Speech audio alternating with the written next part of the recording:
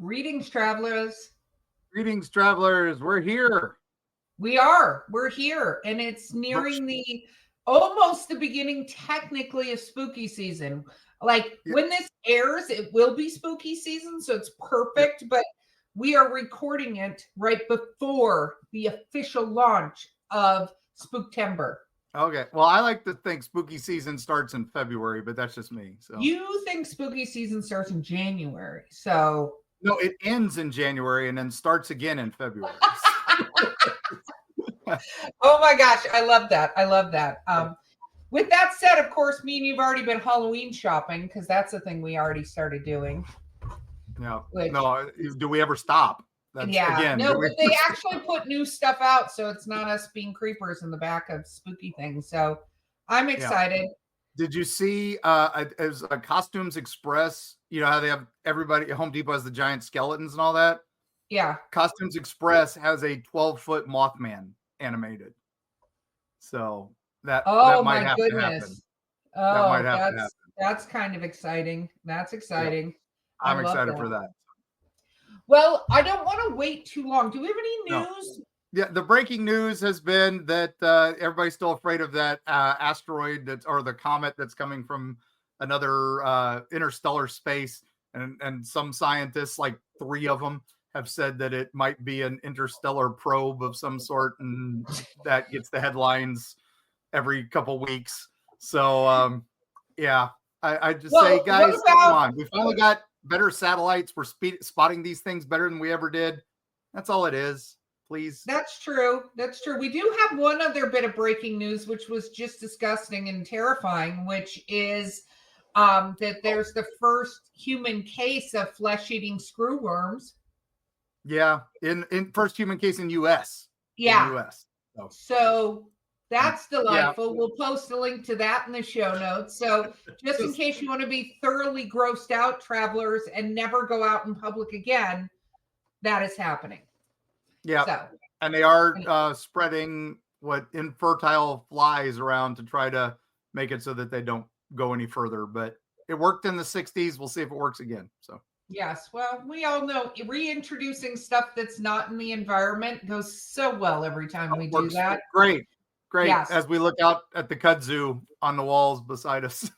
Yeah, 60% of the time it works 100% of the time. Yeah. And just avoid those Africanized bees. But we've got a guest. We've been waiting patiently. I know. I'm good. Let's bring him on. But Mark, I think I'm going to do the introduction. Hands off. Okay. We have with us the incomparable. Do you see that? Incomparable Chris McKinnell. Welcome. Thank you very much. Incomparable. Wow. That. Okay. I'm not able to live up to that one, but I'll go with it. Just take it, Chris. Take it. Okay, so Mark, because we got to let you loose a little bit and then rein you in. Who is Chris? Well, I'm going to let Chris introduce himself in a minute, but I'm just going to say we've met him once at Phantasm in Orlando, was where we met physically, but I think we've actually talked a little bit off and on over the years. But Chris goes way back in paranormal investigation. I think he's probably been doing it about as long as I have, if not a little longer, because he was kind of born into it. So, but we'll let him discuss that. So, Chris, tell the people at home who don't know who you are. Okay. Well, I am the director of the Warren Legacy Foundation for Paranormal Research. I carry on the work of my grandparents, Ed and Lorraine Warren, all around the world. We are an organization that my grandmother and I started back in 2013, right after the first Conjuring movie came out, and we're the only organization authorized by my grandmother to do so. I've been working on cases now since August of 1981. So I just hit my 44 years. And you're right, I was born into this. I didn't really have a choice. That was actually going to be my first question was, sometimes people want their, their family to go into the quote unquote family business. And sometimes they're like, no, just stay the heck away from this. Which direction did your grandparents go and your parents? Oh, my mother hates the paranormal. She has nothing at all to do with it. She's terrified of it. No one in my family has any connection to this work. I have to say, probably, you have to understand, I was locked in the museum when I was about 3 or 4 years old. And I was only in there for a couple of minutes, but it was nighttime. I was, a toddler, and I started screaming my head off. My grandfather was in his office in the back, and he came and rescued me. But I grew up hearing whispers, feeling entities around me. I was terrified. And I started going on lecture tours with my grandparents when I was 14. I had already started questioning everything and going to different churches and trying to understand the mind of God. Wow, that was egotistical of me. That's deep for a 14-year-old. I mean, I'm just. Oh, no, I started that at 10. I was. Oh, wow. Yeah, but Yeah.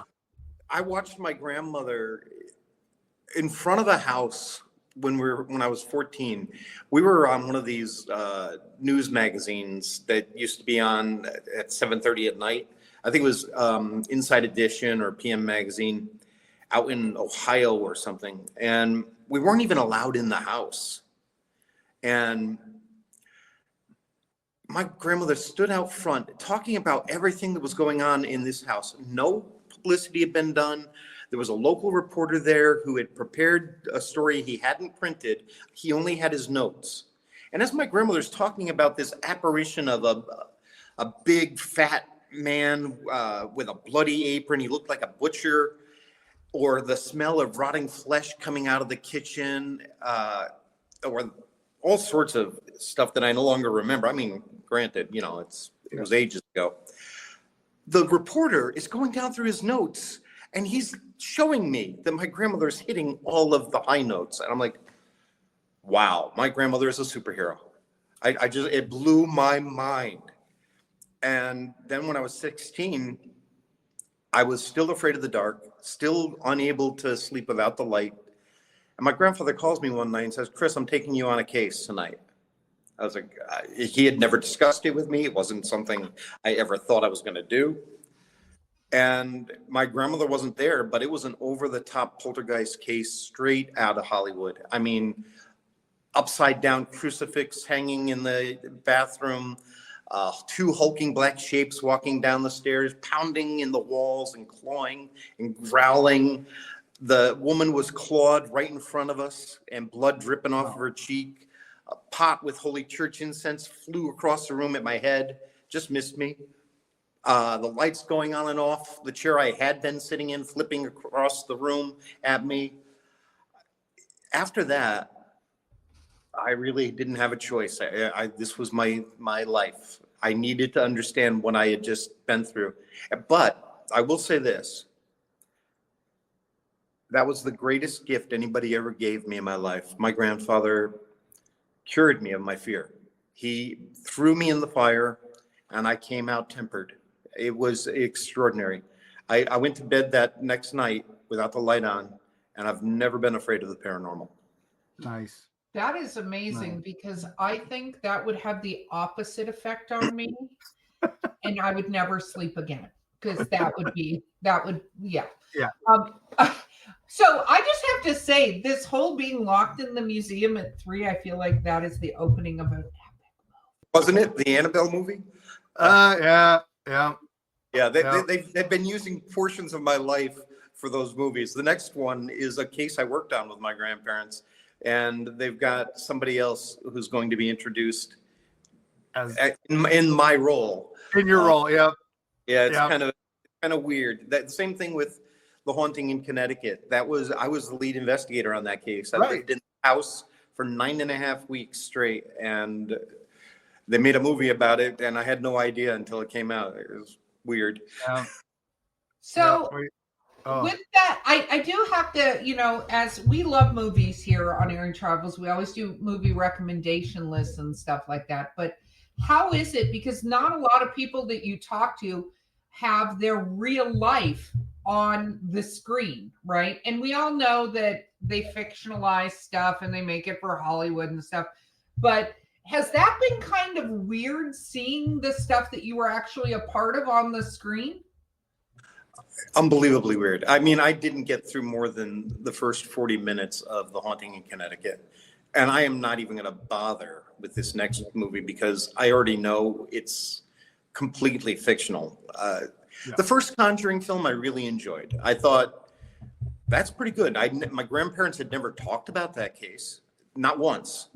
But it's other than the fact that my grandfather did an exorcism, which that never happened. Other than that, it seemed very realistic.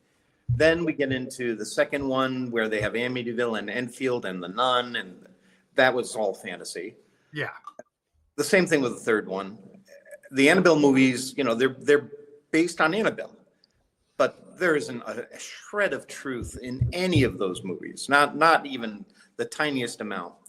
Oh, and the Nun does not exist. What does exist is the character known as Frenchie. His real name was Maurice Theriault. That was another one of my cases with my grandparents. And that one changed my life. My grandfather had his first heart attack during that exorcism. Yeah. Wow. I think I read that in one of the books that they wrote. And it was like, oh man. Satan's Harvest. Yeah. Yeah, And, I was in the edition of that one as well. I didn't like the publicity, so I asked them to no longer use my name on that, The Haunted, and In a Dark Place. It was because of In a Dark Place. That book was just awful.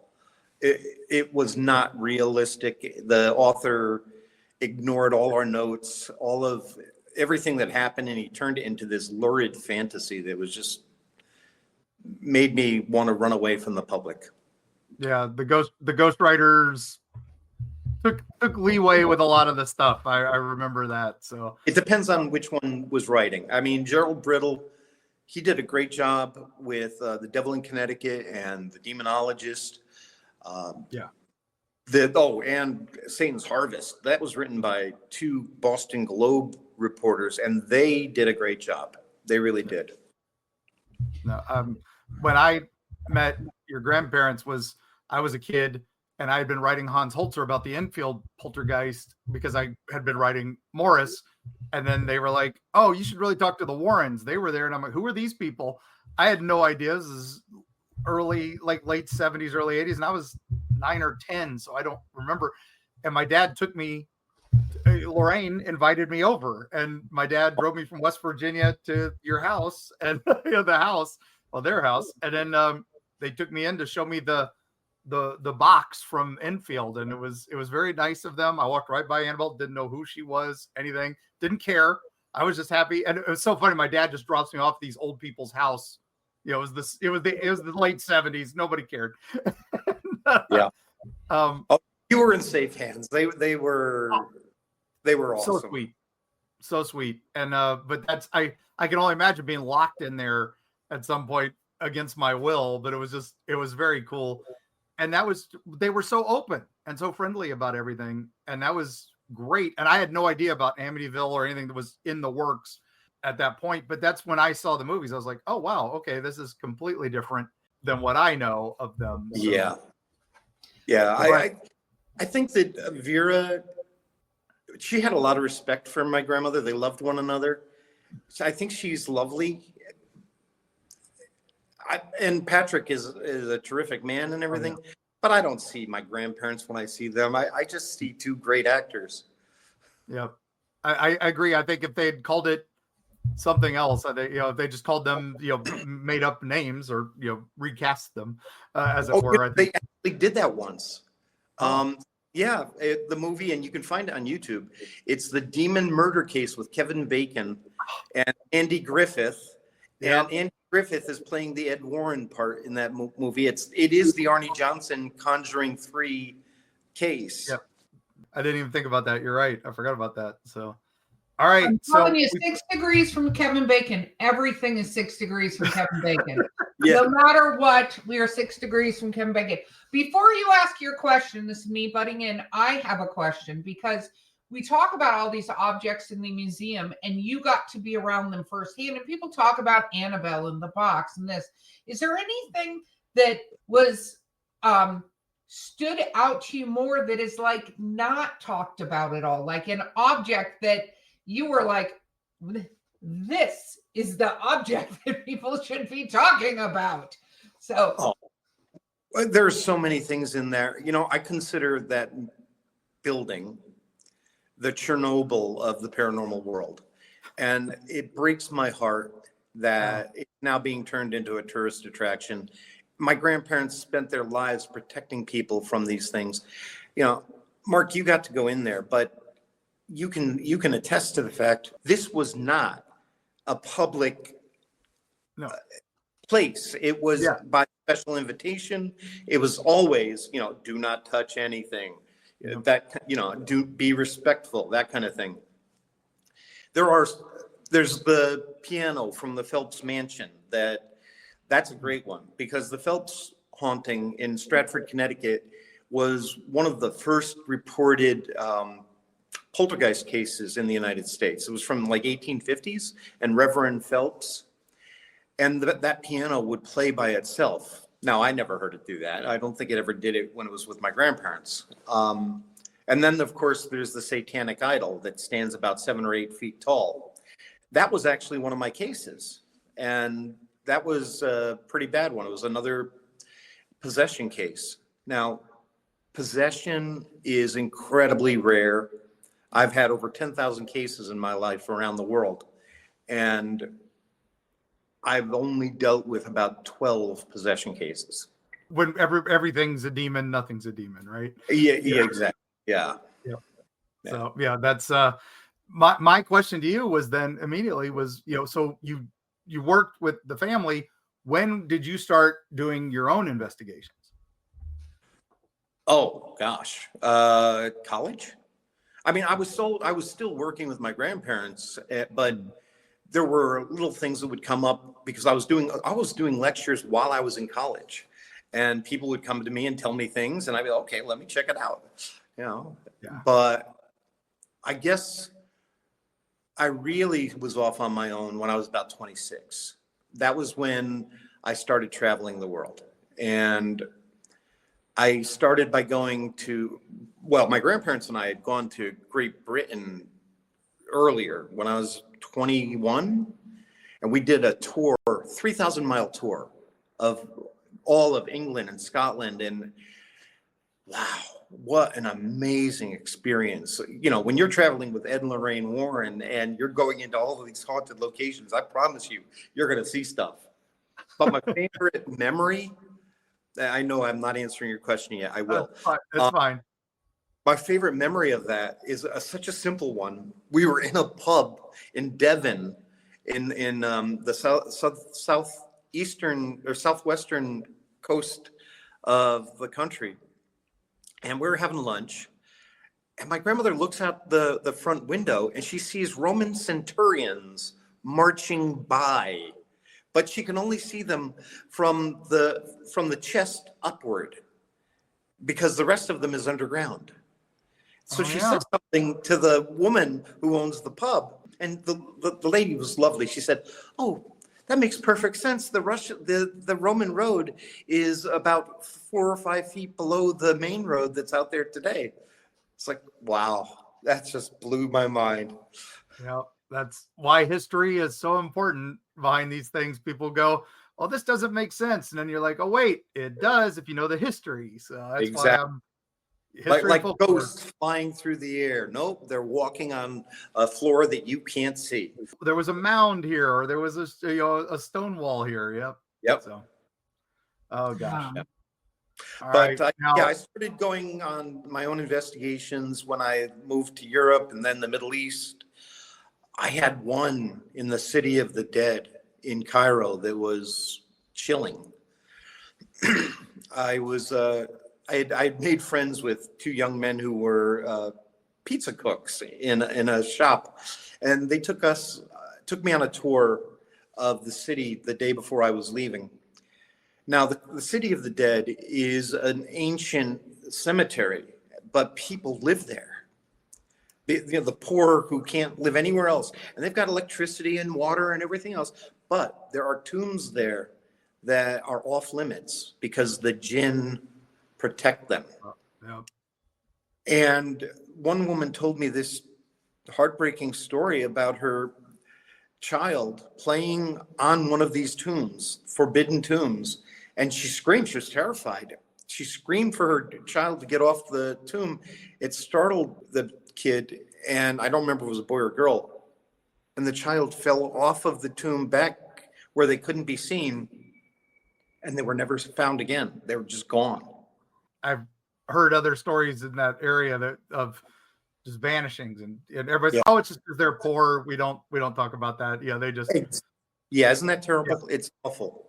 Yeah, everybody is the same in the eyes of God. We're all just flickering fireflies. We shouldn't be elevating one over another or putting one down. And we all deserve respect. Yeah. And now you have done some exorcisms yourself, I understand. I have, but it wasn't anything I ever thought I would do. And it's not something I'd like to do. I've done 4. Wow. Yeah. But again, I'm not a Catholic. I'm not even a Christian.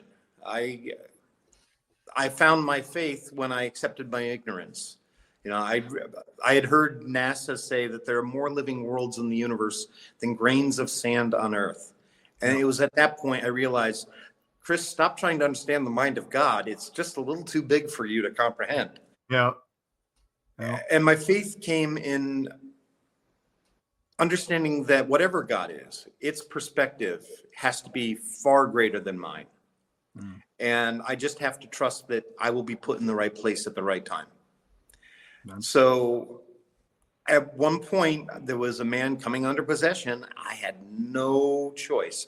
And the weird thing is, it was done remotely. Oh. I did it over the internet, that first one. Oh, wow. Yeah. And it worked. Yeah. I mean, energy is energy. You can use it anywhere. So that's. Well, yeah. I mean, God's not limited by whether or not I'm there. It's not about me. So. Yeah. It's intention. Intention is everything. Yes. And the ritual to focus your faith. Yep. Those are the 3 keys. It works for prayer. It works for curses. It works for magic. I hate magic. I hate the idea of magic. To me, it's quantum physics. It's energy manipulation. It's the same as Reiki or any other form of energy manipulation. That's the only way my mind can comprehend it. That's where we're at. We like to do the Shirley Jackson term preternatural, where it's just stuff we don't understand yet. Someday we will. And quantum entanglement and all that, we're starting to realize, okay, this is real. And, yeah. And that's what I'm writing a book that takes the paranormal and quantum physics and cultural anthropology and mysticism and everything, and tries to actually look at reality and examining really big questions. Obviously, I'm going to talk about my grandparents. I'm going to talk about different cases, but I'm going to use those in a way that illustrates some fundamental questions that we should be looking at. I mean, I've seen quantum physical effects on the Newtonian, on the physical plane. How is that possible? According to our current understanding, it shouldn't be. And yet I've been levitated over the stairs in the Smurl house. I've been picked up with a bed with my cousin and thrown across the room. I've had the brakes go out on my car right after I freed a family. And many, many, many, many other things have happened. And none of those should be explainable by ordinary understood science. But that's the thing about science. We're always learning. And if we treat the paranormal, the study of the paranormal, through a religious lens, it's very myopic. We're not actually seeing anything. We have to have a broader perspective. My grandparents taught me that. Everybody thinks, oh, how dare you say something that Ed and Lorraine didn't say? Well, which Ed and Lorraine? 1940s Ed and Lorraine, 1970s Ed and Lorraine, 1990s? They're constantly learning and adapting. My grandfather, God bless him, he thought Satanism and witchcraft were exactly the same thing up until around 1990. And he was dead set against my using psychology, because in the 1970s, He hated parapsychology. He felt that it took God out of the equation, and that was wrong. But over time, he changed. And that's the thing that people don't understand. Don't look at their old interviews or read their old books and think you're getting anything other than a snapshot in time. Yeah. I mean, that's the nature of this, the field we're in, that we're all trying to research and gather. I am a folklorist. I like going back to the old folklore and everything. And you start realizing, okay, this is how they explained something unusual happening. That's where we get the term wild man instead of Bigfoot. That's where we get the term, poltergeist or things like that instead of a disturbance or something like that. And I love it because to me, that says everything. Man is a storyteller. We hate the unknown and we need to come up with some kind of explanation. We would rather believe in the devil than deal with the unknown, because the devil has rules. And I love that. Yeah, you're right. And this is what I've discovered around the world, is these things will manifest according to the cultural beliefs and the spiritual beliefs of the people I'm dealing with. Or perhaps they will manifest according to people who've been there previously. Because they've imprinted on that. Exactly. Yeah. Exactly. Wow. Because all time is now. And once it's imprinted, it's there. As long as we've kept conscious tether to that moment, which is why, for instance, we don't see caveman ghosts or battles that we didn't know anything about historically. We'll experience Gettysburg, we'll experience the Tower of London, because consciously we're still aware of those events. So we're keeping that channel open through time. Whereas other events that have been lost to us, they fade, and that tether is gone. That's interesting. That's very interesting. I know we're going to have to take a break in a moment, but I'm curious, do you, obviously, the home museum, whatever thing, but do you have a safe space that you're now keeping objects and stuff that need to be removed from people's houses? You don't have to tell me where. I'm just curious if you've recreated that in a different place, because I'm assuming these things just can't be out in the world. No, I don't. And I have a better way of dealing with it. If you have something that has negative energy attached to it, take it far from any house, dig a hole a foot deep, put it in the ground, consecrate the ground with whatever beliefs you use, whether it's Florida water, holy water, blessed salt, whatever, and never return to it. The earth will absorb those negative energies and protect people from them forever. You do not need to collect these. I am dead set against people. It's the worst part of my grandparents' legacy. They never, ever should have called it a museum, because it wasn't. It was a place to quarantine those energies from the public. It was a place of learning. Today, people are going in there expressly to connect with these things. It's like, what are you doing? There is nothing at all positive in that building. Wow. Well, there you go, Erica. He's got a note for you. Yeah, he's got an absolute nope, and I appreciate that. But with that, we're going to take a moment, and we'll be right back.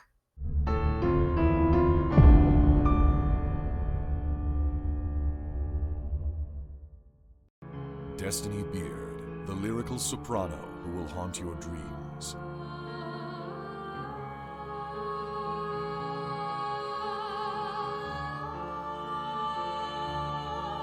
With her alluring melodies and intricate harmonies, this dark siren of wistful song shall capture your soul and lead you into the night.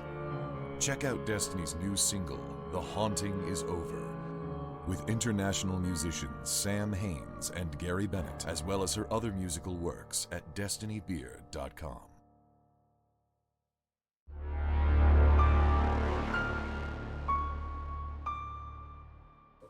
Yay, we're back. We are. That's Pretty great. much. We always Chris, take a sip of our drink and then put it down, and we're back, and then Bo doesn't kill us. And then Chris said we're back, so that means he's part of the show now. He's now co-host. I appreciate that. Somebody else to go into spooky places with you, Mark, where I don't have to. So, all right. Fun. I I All have right. a question about some places that are kind of talked about, and I'd love to have your theory if you don't mind. Like, Mark tricked me into going into Trans-Allegheny, and I consider myself a bit of an empath, and Mark can tell you the reactions I was like. There was a point, like, I didn't actually get far into there. We got into the gift shop, which is right inside the door, because I started tasting like dusty charcoal, like my mouth was fit, like it was just not good. And I spent the whole time, because I do different protections of my own, like kind of like, nope, you don't get to come with me, nope. And then finally I was like, no, we have to go. We have to go. This is too much. But have you been to Trans-Allegheny or places like that? Oh, you're not going to like my answer. Uh, I am not a fan of paranormal tourism. Don't get me wrong. If I'm in a different country, I want to learn how things are manifesting there. But if I'm going someplace, I'm going there expressly to help. I've never been in Waverly or Trans-Allegheny or anywhere because I'm not being asked to go there to help someone. I've done a few things, but I've seen this go the wrong way if you go into the wrong place. Yeah. I had a case 5 years ago where a brand new team in Germany, they were out in the forest and they were visited by an entity that they thought was the Green Man, a pagan representation of nature, who said, oh, there's something evil in that school over there. You should go check it out. And they decided to bring the public into that location without checking it out. Oh, man. It was a Nazi girls' school that was then used to store V2 rockets, and it was used for mystical rites in the basement. And there was this skeletal apparition of a girl that appeared to one of the women who came into that building as a guest. And then it started attacking people who were involved with this group, even before the group got to the whatever case that was. It threw a woman's husband down the stairs. It tried to pull another woman out of her, or woman's daughter, excuse me, out of her bed. And they came to me trying to get help. And I said, everybody go get baptized again, because baptism is a minor form of exorcism. It will wash away attachments. I've learned other ways to do it since then, but that was the quickest way I could tell them to do it at that time. I'm sure I've been in a lot of haunted locations in my life, many, hundreds more, but I don't go into those places with the intention of just having fun. And I'm not, don't get me wrong, I'm not saying anything against you guys, I promise. Oh, I wasn't having fun. Trust me. No, Erica's not. I go for the history. Again, I went there Sure. to go into the history of the asylum, and also it's a Kirkbride, so it's amazing architecture, stuff like that. And that's what I go for. And again, to get the history of some of the cases and stuff like that. And I do love when we go there, they do love pointing out, okay, so this is the room where the Ghost Adventures found their ghost, but our ghost is over here. Yeah. It's just, I love that they have to separate the reality from the things. And Yeah, I don't want to get into Ghost Adventures. No, we don't. No, but the truth is, any of those reality programs, they're there for entertainment. Please, folks, I can't tell you how many well-meaning people think that they're learning something, and then they go off trying to run their own investigations. It's like watching Grey's Anatomy and thinking you know how to practice medicine. Please do not do that. Do it right. Really learn something before you try to go out and, truly affect people's lives. What would you say the percentage of cases that you go out to investigate that you find are like, I want to say easily explainable, like there's bugs in the wall, or that person has a bit of mental illness or something like that, explains it, and it's not something paranormal, preternatural, that's not an entity of some kind or whatever. It's not an actual, like, it's not something you need to go cleanse necessarily, I guess is the way I'm kind of, Far more than half. Far more than half. But I do want to point out one thing I learned from the Maurice Theriault case, the Frenchie case, was if there is a negative manifestation, there's going to be an underlying reason why it's happening. So mental illness doesn't rule out the paranormal. It makes it actually more likely. So I'm careful about making that distinction. I know. I meant more. I know there are some cases sometimes where people have undiagnosed situations where schizophrenia, stuff like that, or hallucinations, or they're on a medication that they don't realize causes hallucinations. Right. And you don't want to go, yeah, that's an entity. If it's not an entity, it's, right. Whatever's potentially, going on with them through genetics or what environment, whatever, where it's not that it doesn't open them up. And I could totally see open up or flip case, it causes that to start happening. But I know there's a degree of stuff that happens that I think for a long time, we didn't acknowledge that portion of what's happening. Like me and Mark always say, like, okay, so you have something happening in your walls. Start with an electrician and pest control. Let's start those two places. Maybe a plumber. And then when all that is ruled out, let's go for the other side of this coin, because we had one who wrote us in about a possum, the largest possum they'd ever seen, right, Mark, in their ceiling. And in their attic, like screeching and whispering, and you could be like, it's a demon. And no, it was a giant possum and their family, I'm sure, living in their ceiling, right? Exactly. And that's the thing.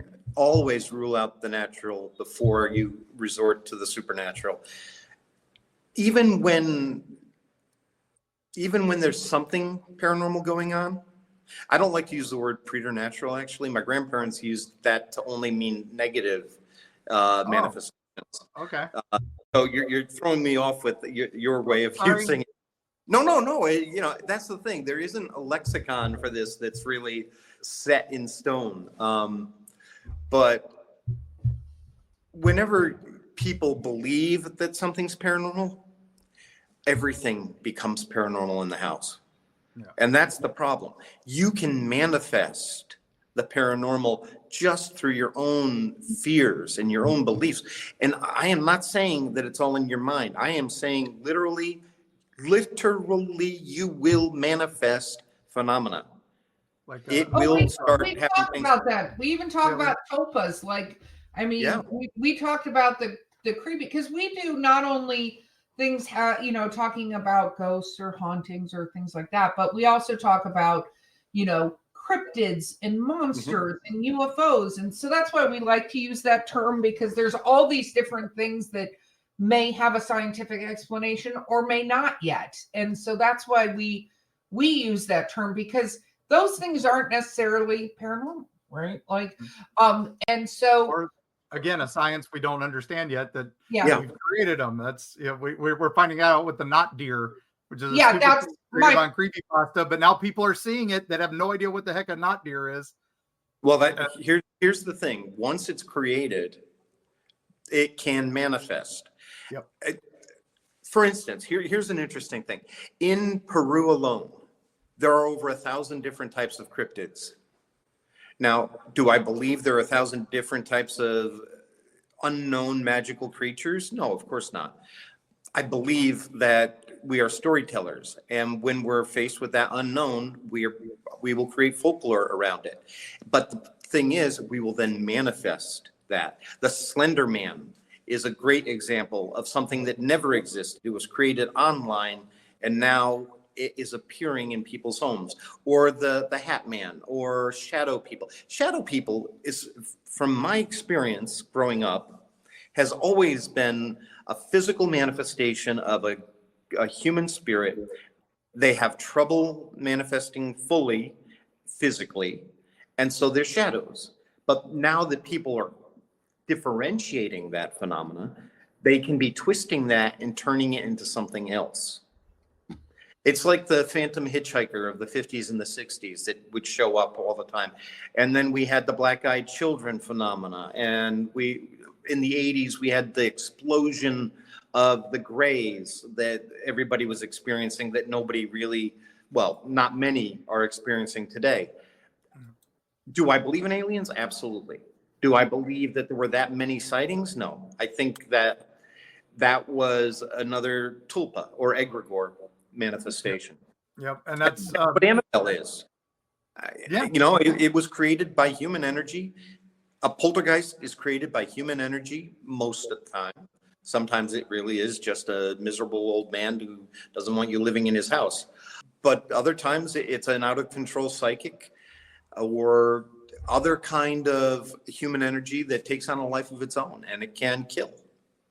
I think that's what a demon is. I'm an exorcist who doesn't believe in demons. I mean, well, we talk about that a little bit because demons are very much certain religious word, right? And I'm not saying it's wrong or not. I don't know. But I do know that not everything can be a demon, because if you look at other religions, they don't believe in that. There are those of us that, you know, believe in nature spirits and stuff like that. Mm-hmm. And you go, well, there aren't quote unquote demons in those belief systems. So what are they? Right. But there are negative energies, and that's exactly what this stuff is. And that's why we talk about this stuff is if it's that negative and then you give it more power, guess what? It's going to get something, it's going to be worse. So you're feeding it. You give it the face that it takes. These things are not truly intelligent in my experience. And by the way, I want to make it clear, I am not an expert. Everything I'm talking about is theory, and the theories have changed over time, and they're going to continue to change. So anybody who's watching this in 2040 who's saying, hey, look at what Chris said, no, you're wrong. That's not what I meant. At this point in time, this is our snapshot. This is our snapshot at this point in time. This is what we think. Yeah. Exactly. But these things are reactive. They're not active. They can have some intelligence, absolutely. I actually had to do an exorcism on a child in Costa Rica. And that child had never met me and still knew I was on the way to the house, even without knowing I existed. So that kind of thing can happen. But again, it's more reactive. It's like there's the other people in the house were aware I was coming, and she could have picked up on that telepathically or what have you. And that's again, there's good in this too. There's positive energy as well. That's why I like to say, hey, you never know with these things, because there's bad, but there's been places I've been, the terrible stuff has happened, but feels perfectly at peace now because something changed. Somebody came and cleansed it, or something else happened. I found that at a few, I'll be honest, it's kind of interesting. I found it at a few government famous locations. I'm like, wait a minute, Andersonville should be terrible, and it feels fantastic. So something happened there. So, but that's how. Have you had any positive ones you want to discuss? Oh God, yes, so many. But here, you made me think of this one, and I don't know that I've ever talked about this that much. I was in a private museum in Mexico several years ago with a team, and in the downstairs, there was this woman who had been accused of murdering a child, and then she killed herself. Now, I was able to communicate with that woman, and there was, long story short, she didn't kill the child, but she felt guilty about the child's death and took her own life. But when we went upstairs, there were mummies, and because Mexican burial law is weird. If you don't pay every 5 years to keep the body in the ground, then they'll dig them up and either destroy them or put them on display. And there were mummies up there. There were whole, of course, haunted dolls. It's always dolls. Yeah. But the energy was awful in there. And I mean, I was overwhelmed. I had to keep walking out onto the roof. There was a doorway out onto a terrace to get away from it. But then we went into this one room, and there's this big, beautiful painting of this Mexican revolutionary leader. And his sword was in an umbrella stand underneath it. And I said, do you mind if I hold that? And I thought, I'm going to feel something bloody and awful, and this is not going to be good. But I wanted to hold it anyway. As soon as I held it, all I felt was peace, honor, strength. I was like, wow. Hey, can I hold this for the rest of the time I'm here? And they said, yeah, no problem. Yeah, that's it. It's again, intention and power, and energy is everything. So, oh my gosh. Absolutely. Wow. Yeah. Why do you think people always say it's dolls? I have always had the theory that it's because they're the most like a human form in a way in the physical, besides human forms. Obviously, mannequins too, because there are sometimes like I'm like, yeah, Well, here's my theory, just my theory.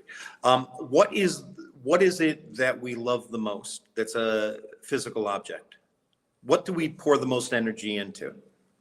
No, it's Stuffed animals and stuff. Yeah. Stuffed animals, dolls, things like that. Even me growing up, I had my action figures, and I put those in bed with me to protect me when I was asleep from those ghoulies and ghosties. Yeah. Yo, Yeah, with Kung Fu grip. yeah, exactly. But I think that's why we get attached to them. We give them personalities. We give them a story. And that's what shapes them. It's that story. We are so powerful. That's what I've learned from the paranormal. It is empowering. Yes, your fears can be devastating and they can kill, but let go of your fear and you can accomplish just about anything. It is extraordinary. It's interesting you say that because the popularity of haunted attractions and like Halloween Horror Night and stuff like that, there is, I feel like, a bit of an addiction to that adrenaline you get from being afraid, because not a lot of things create that same, release of endorphin. I don't know. I'm sure there's medical science stuff that goes with that, but it's interesting because people want to celebrate, but people put more effort into it's almost like a drug, and I don't mean it that way, but it's an adrenaline rush. Yeah, it can get addicting to be scared, right? Yeah, it's that serotonin, adrenaline, all that. Yep. The brain works that way. And the problem with that is we're now opening up places that are dangerous to the public as though this is just an attraction. It isn't. And people don't understand that. And they're going in there innocently thinking it's actually safe when it's not. Mm-hmm. If you're going into a haunted prison or a haunted hospital, and don't get me wrong, almost every hospital in the world is haunted. I was going to say, yes, that has been my experience. Yeah. But if you're going into those places, protect yourself before and after. Set spiritual guidelines. Basically, same thing as when you set personal boundaries. Hey, I'm here to help. Only while I'm here am I going to interact with you. You cannot follow me home. Don't get into my personal space. Do not try to touch me. Just like I would say to anybody else who was trying to get too close to me. And if they're a normal person, that's going to work. If they're a disturbed person, like in an asylum or a prison, no matter what you say, you're throwing away your protection just by going into there. So be very, very careful and learn how to protect yourself afterward, or get a hold of me. There we go. Absolutely. And I do that. So just for the record, going into these places, Mark and Bo can tell you I have all kinds of protections that I do before I travel, do anything. Just very much Benny from The Mummy, where she's got the necklace with every charm she can possibly have. Those are things that focus your faith and intention. They work. Yep. And that's how it goes. And all right, so you've got crystals that actually do channel energy in different ways. Yeah. Oh, I do. I have an entire thing. We've got haunted locations on geodes and things like that are, we don't understand how it works. So, but it does, it affects things. That's how it is. So, all right. So we're getting here along. I have one more question, and then you can go ahead. I have one more. It's kind of a weird question. I hope, Chris, some of these have been questions that you don't get asked a lot. So, No, this has been fun. I've enjoyed it. I have a theory. It is people call it, what do they call it? Imaginary friends, but I call them invisible friends for children. I had one myself growing up, and I feel like it's because when we're younger, we don't have those built-in, like, this isn't a thing, this is your, like the negative blocks that can be put in place by being told what your reality should be when you're younger. That is the best way I can say it. How do you feel about invisible friends? What have you encountered through your life on that? Now, whether they're actually friendly or not is a different topic. I'm just saying that term. Right. Well, here's the thing. When you're a child, your neuroplasticity is very high. That means that you're still rewiring your brain. You're still opening pathways. It's still very fresh, and you can rewire things easily. As you get older, they calcify and they become channeled in ways that are very familiar to your brain. So you're no longer open to new things. A child is very gifted, very psychic, but we can teach them, sadly, to be blind. And that's what we often do. As you get older, you can still retrain your brain. People who have traumatic brain injury can recover and learn to use different parts of their brain. And you can develop psychic abilities. It isn't something that anybody is incapable of. But just like anybody can dribble a basketball, not everybody can be Michael Jordan. There are certain people who are going to be far more gifted than others. But if you practice, for instance, divining rods or tarot cards or pendulum or automatic writing, whatever tool you use, if you keep at it, you're training your brain to use that to reveal what it's actually going on inside your head. It's not the cards that have any power, it's you. And I believe that children have spirits around them, especially when they're young, because your loved ones who've passed on, they're excited to see them grow up. It's very common for a grandparent or a great-grandparent to be there. Even before they die, they may be visiting because they're slipping out of their body, and those deathbed visits are common. Invisible friends, I believe, can be that kind of thing. Now, do I think that they can also be imaginary? Absolutely. Children are imaginative. I had, me and my friend, we used to make believe we had people we were interacting with, and we knew they weren't real, but we acted like they were. So that can be different as well. Like I said, many cases involve younger folks, especially early teens and stuff like that, where the brain is changing again and everything's changing. Plus, they have a lot of they're more fresh and more, everything's over the top for them. So they're throwing off a lot more EMF. And I think that is one of the things that is key to manifestations, is that energy level. Yeah. No, it makes sense. I was just curious your theory on these things, because you've had a different level of experience than I have. Okay, so Mark, I will now let you ask your question. All right, I gotta say, you've had cases that have really thrown you. You've had cases that have been, just have been documented pretty well, but you also have private cases, right? Mm-hmm. And then those, I get asked a lot. It's like, hey, how come you don't talk about this place? How come you don't talk about it? I'm like, they don't want public, information and all that. So I go back to your grandparents. They talked about how the press is a double-edged sword. It can be good, it can be bad. And that's, so your opinion on that. Again, you've got movies now, so a lot more people are interested. The reality shows make people more interested, but that's a good and bad thing. I don't have any movies. That's not me. I mean, I'm talking about the world has these movies and TV shows now. So I know. Look, that was something I clashed with my grandfather about back in the day. I remember going to a case in Tewksbury, Massachusetts, where the lady had called the police to report strange phenomena, and it went on the police blotter. The newspaper picked it up, And the town went crazy. There were hundreds of cars in this little neighborhood trying to get into this house when I arrived. And I realized how damaging the publicity can be to a family. They're already going through hell. They don't need that. Yeah. I don't advertise any of my private cases. I will talk about the famous ones that have already been revealed, or I will talk about things in such a way that you'll never be able to identify who I'm talking about, because I want to protect the people I'm serving. And I am serving them.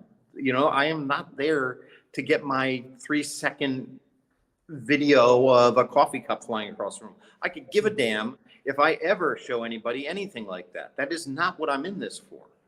You know, I'm not here to prove anything to anybody. If you don't believe, great. That means you're probably more protected than the person who does believe. They're more open to it. So your skepticism is your armor. It may not last. I mean, even the dad who doesn't believe in the household where the kids and the mom are getting attacked, eventually he's going to start believing too, and that's going to be a problem. Yeah, it's when you got that door closed and then suddenly it gets ripped off its hinges, you're a lot more trouble than if you just let it crack open and blow open. So yeah. Oh my gosh, Chris, thank you so much. This has been amazing. So it's my pleasure. My pleasure. I just would like to say, though, if anybody needs help, please, WarrenLegacyFoundation.com, or just find me on Instagram, TikTok, or Facebook. I will be happy to chat with you and help you if I can.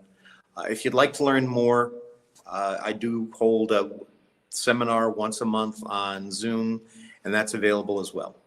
I'm actually doing one for Halloween. Normally I do them which are very theory-based.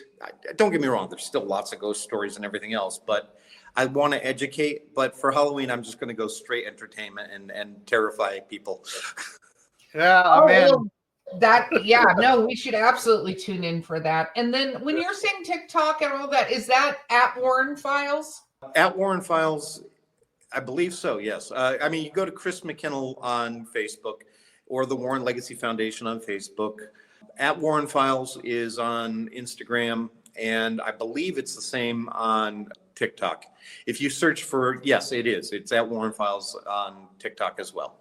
Good. And we're going to include all the links in our show notes so that everybody can grab those and stuff like that. So, Chris, it has been fantastic to meet you. This has been so much fun. Oh, thank you. It was wonderful meeting you. And Mark, it's nice seeing you again. Yeah. This is my kind of program. Eerie Travels is my thing, Good. Oh, and before we go, where is a place you would recommend that people travel? Not for paranormal, but just to go, you got to go see this. Peru, Portugal, Spain, Nepal, Thailand, Scotland, Prague, New Zealand, Egypt. Just do not go to Israel. I have never been any place more hate-filled and sad and terrifying, really. I mean, I was there during the first Palestinian uprising, and I walked into bombings, but other than that, it was still hard. Yeah. But I live in Paraguay, and right now it is a quiet, friendly country here in South America. Most people confuse with Uruguay. There's not a lot to see here, but it's a wonderful country. But Peru, wow. And Colombia, I fell in love with Colombia. Mexico, it can be dangerous, that's true, but it's so rich in history and culture, and the people are amazing. I love the Mexican people. And if you love spicy food, it's a great place to go. Yeah, I was going to say Mexican street corn. I still miss it from my time in Mexico City. I'm like, every time I go, somebody's like, "Oh, we got Mexican street corn." I'm like, "No, you don't." No, and you don't have tacos in the United States unless maybe you're on the border or something. Oh, the tacos are so amazing down there, or up there. Excuse me, where I am. You're a little further down, yeah. Yeah. I was about to say, we just turned this into Eerie Travels, the food edition. Hey, so we bring Chris back. We'll do that. That's our next one. That's all. Yes. All talking food. I could talk well over an hour just on that. Yeah. Oh, well, Chris, we would love to have you back. This has been amazing. Thank you so much. That was my honor. Thank you very much.